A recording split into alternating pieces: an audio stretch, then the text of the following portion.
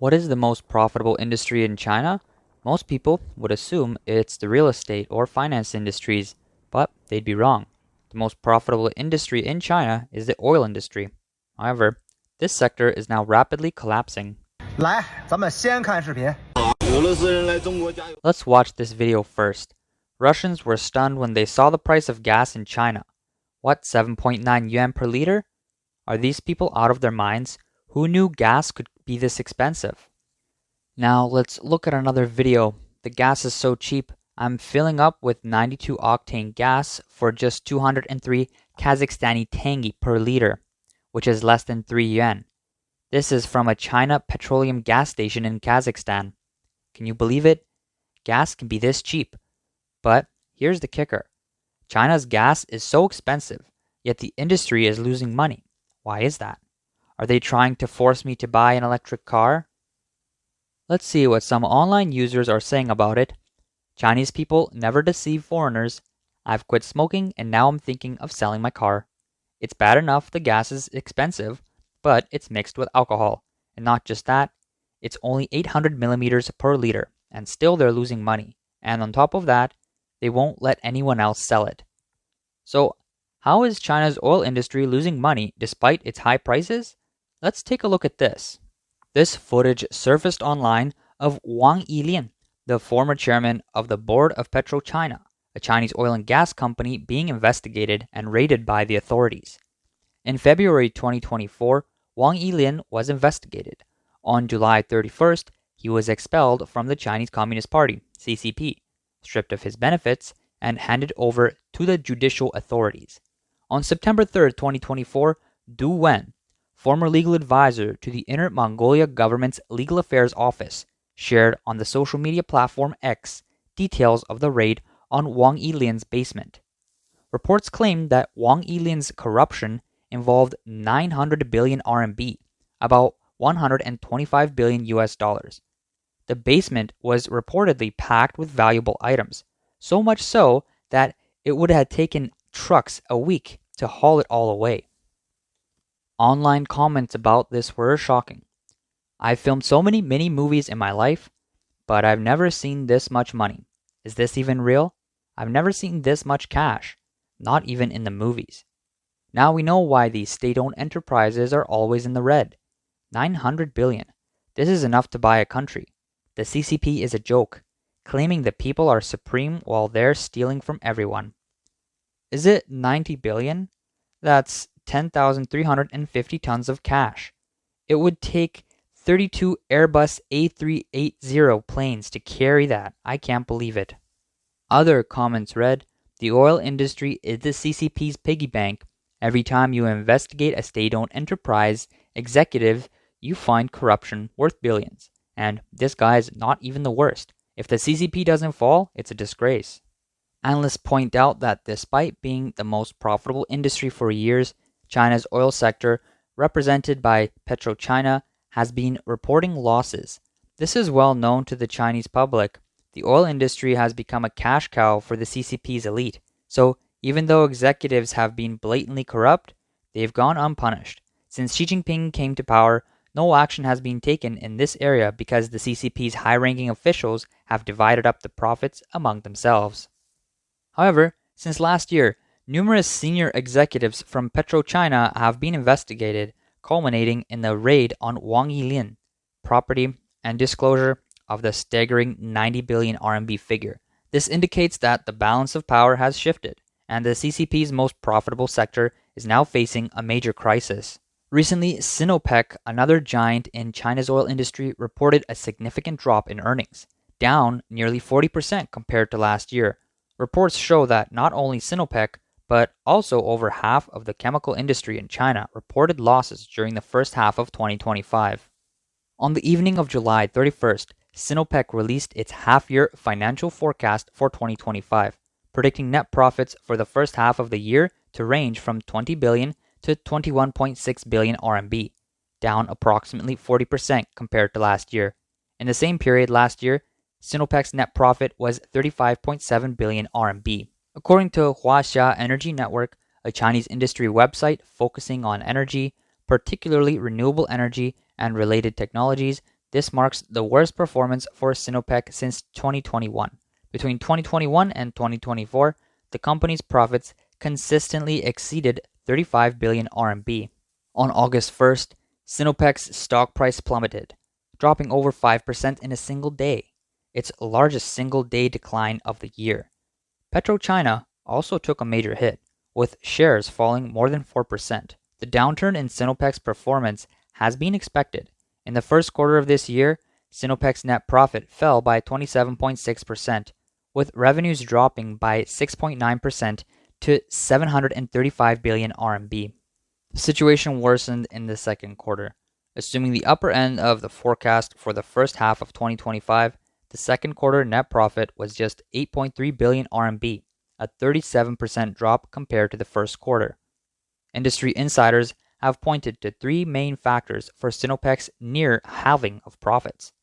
The decline in international oil prices has directly affected Sinopec's upstream operations. As oil prices quickly dropped from their peak, Sinopec's oil stockpile lost value, eroding its profits. The sharp drop in prices impacted Sinopec's ability to generate revenue from extraction and refining operations, further hurting its bottom line. The second issue lies in weak chemical profit margins. Prices for essential chemicals like ethanol have been low, which has negatively impacted Sinopec's chemical business. This led to a 1.4 billion RMB loss in the first quarter for this division. According to reports from China National Petroleum Corporation, of the 157 types of chemicals tracked by China, only 46% showed profits in the first half of the year, and less than a third of those had a gross margin greater than 5%. According to Sinopec's earlier production and operations announcement, the company's total refined oil sales in China for the first half of 2025 were just 87 million tons, down 3.4% from last year. Gasoline and diesel production also fell by 4.8% and 17.2% respectively.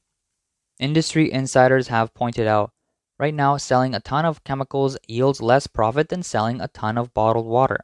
Lastly, the decline in diesel demand has worsened the situation.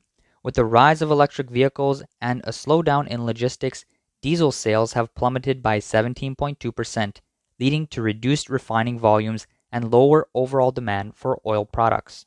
According to a previously released performance forecast from Sinopec, the company's total domestic refined oil sales for the first half of 2025 were just 8.7 million tons, a 3.4% year-on-year decline. In the first half of the year, gasoline and diesel production totaled 30.8 million tons and 24 million tons, respectively, representing a 4.8% and a 17.2% year-over-year decrease. Crude oil production reached 1.4 million barrels, down by 0.3% compared to last year. Sinopec's overseas operations have also faced challenges. Foreign oil production dropped by 5.2%, and geopolitical risks have complicated the company's expansion plans. In a report from China Petroleum newspaper at the end of 2024, it was noted that alternative fuels like natural gas, trucks, and electric vehicles have already replaced more than 50 million tons of gasoline and diesel consumption, a 20 million ton increase from the previous year. By 2030 and 2035, gasoline and diesel consumption are expected to decrease by 25% and 50% respectively from 2023 levels. The only fuel expected to grow during this period is aviation fuel. Diesel demand, when viewed from a short-term perspective, is weak due to poor conditions in related industries such as freight transportation, real estate, and traditional infrastructure. From a midterm perspective, the LNG, liquefied natural gas, heavy truck market is experiencing rapid growth. In the long term, a slowdown in the manufacturing industry has reduced diesel consumption intensity. The downturn in China's oil and petrochemical sectors is also reflected in significant personal shakeups. After the conviction of PetroChina's chairman Wang Yilin, several senior executives in the oil system have been removed from their positions. On the same day Wang Yilin's arrest was announced, Zhang Ye, the former party secretary of Sinopec's Northwest Petroleum Bureau, was also placed under investigation. The struggle in China's oil and petrochemical sectors are also reflected in a wave of personnel shakeups. After Wang Yilin's arrest, more high-ranking officials in the oil industry were investigated. Among them were Zhou Zhuye, vice chairman of the China Petroleum and Chemical Industry Federation; Bai Jiancheng, senior executive at the China Energy Media Group; Guo Zhaohua, former deputy general manager of Junneng Group under CHN Energy; Duan Yanxiu, former Communist Party secretary of Sinopec Natural Gas Company; Yin Xu, the former party committee member, deputy general manager, and safety director of PetroChina Jilin Petrochemical. On May 13th this year, the Intermediate People's Court of Ordos City in Inner Mongolia publicly sentenced Wang Yilin for bribery. Wang Yilin was sentenced to 13 years in prison and fined 3 million RMB. Public information reveals that Wang Yilin, born in September 1956 in Lianyungang, Jiangsu, graduated from the Exploration Department of China's University of Petroleum, East China, in 1982, majoring in petroleum geology exploration. He began his career in the same year. Wang Yilin worked in the oil industry for more than 40 years. He held positions including Deputy Director and Chief Exploration Geologist of Xinjiang Petroleum Administration Bureau, the General Manager and Party Secretariat of Xinjiang Oilfield Company, and Chairman of the China National Offshore Oil Corporation. In 2015, he became Chairman of the Board of China National Petroleum Corporation and Chairman of the Board of PetroChina. He was expelled from the CCP in 2024, where he was an elected member of the CCP's 18th Central Commission for Discipline Inspection. He was investigated in February 2024. The court stated that from 1996 to 2020, Wang Yilin used his position to help certain individuals with job promotions, project contracting, and business operations, receiving over 35 million RMB in bribes. The disclosure of the verdict has sparked further public outrage, as online users expressed disbelief that the CCP court reduced the originally reported 900 billion RMB to just 35 million, calling the court's actions incredibly diligent. Regarding the verdict, Du Wen, who was the source of the initial revelations, released a new video stating Wang Yilin's house has 20 basement levels, with a total area larger than a football field. The scene of the raid was truly shocking. Du further explained, "When I saw the video circulating online in China, I immediately understood. This was leaked either by the Central Commission for Discipline Inspection, CCDI, the CCP's internal disciplinary body, or by Wang Yilin's political enemies, with the approval of someone in a very high position. The purpose was to politically solidify Wang Yilin's downfall and prevent any reversal by his supporters." He continued, "If this kind of sensational video had circulated without official approval, especially with clear images of CCDI staff and without any official denials or arrests for spreading rumors, it would have been impossible in the CCP's controlled internet and social governance environment. So this news must be real. It certainly isn't fake." Many online users suspect that one of the numbers, either the 35 million or the 900 billion RMB, is fabricated. Both numbers are likely false. Wang Yilin's real corruption amount could well exceed 900 billion RMB. He further explained the 900 billion figure was disclosed for political reasons, as part of an attack on political rivals. But that number became too infamous, and too many people knew about it, which was harmful for the CCP. So, after much public backlash, they used the 35 million RMB figure in the court ruling as a way to quiet things down. Some have raised questions pointing out that PetroChina's total assets for 2024 were only 2.75 trillion RMB. If Wang Yilin embezzled 900 billion, it would account for nearly a third of the company's total value. How could that be possible? Wang Yilin started his career in 1982 and held his position until the end of 2020, working for 38 years. Even if he had been embezzling since the beginning, to accumulate 900 billion RMB, he would have needed to steal 23.7 billion RMB each year, or 65 million RMB every day. How could this have even happened? Du Wen argued that people underestimate the CCP's ability to corrupt. He said, "The methods of corruption used by the CCP are diverse and impressive, far beyond even Wall Street. The big players there learn from the CCP." As an example, Du explained that with Wang Yilin's position, he could have first found out about oil deposits in certain regions and then had relatives or intermediaries buy up mining areas. They could purchase a drilling area for 500,000 RMB and then sell it to PetroChina for 30 billion RMB, making a profit of 30 billion RMB just through simple buy low, sell high transactions.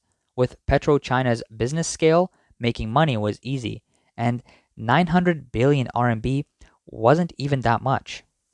On July 31st, CCDI's website revealed that it had approved an investigation into Guan Yu Yen, former Deputy General Manager of China's National Offshore Oil Corp and another CCP member, for serious violations. The commission accused him of participating in golf events that could influence his official duties, engaging in financial dealings, seeking promotions for others, taking illegal post-retirement positions, and accepting large bribes. Some other users commented, "The more complicated they make the charges, the more innocent these CCP officials seem, as if they are being severely punished for something so trivial. Just don't reveal the real numbers, for heaven's sake." On August 5th, the bribery case of Li Yong, a former Chinese executive who served as general manager of the China National Offshore Oil Corporation, was sentenced in Hubei, where he was given a 14-year prison term and fined 3 million RMB. Some netizens pointed out that the court scene during Wang Yilin's trial looked like something straight out of a movie. He walked into the courtroom with a smile, casually read a confession, and seemed incredibly relaxed. Think about it. 900 billion? In China, people are sentenced to death for much less. Yet, he was only sentenced to 13 years. Besides, the 900 billion seized from him, how much more does he have hidden? It probably isn't a small amount. His health is fine, and he might still be thinking that he'll get through the 13 years and be able to live a good life afterwards, Du Wen added. However, when the sentence was announced, Wang Yilin seemed a little nervous, possibly fearing that he might be eliminated at the last moment. He squinted while listening to the sentence and let out a heavy sigh of relief once it was over. Throughout the entire court hearing, all the judges and prosecutors smiled at him, showing him respect as if he were a hero rather than one of the biggest corrupt officials, afraid that he might say something that shouldn't be said in court. The entire performance appeared carefully staged, executed exactly as directed. Senior analysts have pointed out that PetroChina, with its focus on upstream oil exploration, production, and extraction, relies mostly on domestic oil fields for its crude oil. The extensive purge of executives in PetroChina not only reflects the intense internal power struggles with the CCP, but also highlights the empty state coffers, which are in desperate need of recovering the divided profits. This also points to the serious warning signs that PetroChina, heavily reliant on domestic crude oil, is facing the depletion of its local oil fields. In contrast to PetroChina's focus on upstream activities, Sinopec, which is more focused on refining and chemical production, depends on imported oil, particularly from the Middle East and Russia. Sinopec's closer ties with domestic manufacturing industries make it more vulnerable to external shocks, such as Trump's secondary sanctions on Russia. This has been a major blow to Sinopec's operations. While PetroChina's losses may be seen as the CCP's piggy bank being drained, Sinopec's losses are more significant and reflect the broader contraction of China's economy and systemic risks. Overall, the turmoil in China's two oil industry giants, PetroChina's executive purge and Sinopec's dramatic profit collapse, demonstrates that China's most profitable industry is collapsing, and the CCP's money bag is starting to crack. Many may think that these corruption numbers sound so shocking, and it might seem like China is still wealthy, but we often say, China is rich as a nation, but poor as its people. The truth is, China's wealth is no longer in the national treasury, but has long been funneled into the pockets of a small group of elites and transferred overseas. The CCP is becoming wealthier while its people grow poorer. Even worse, the vast amount of CCP assets moved overseas is precarious. If the CCP collapses, all of these assets will be seized. Wang Yilin, despite being spared the death sentence, may have hoped for a good life after his sentence, but his wish is unlikely to come true, as the CCP is unlikely to survive long enough for that to happen.